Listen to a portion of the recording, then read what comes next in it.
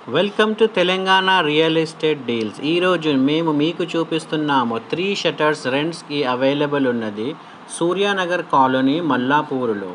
ప్రస్తుతం మనం elephant X road దగ్గర ఉన్నాము. ఇక్కడ నుంచి మనం సూర్యానగర్ వెళ్ళే రూట్కి వెళ్ళాలి.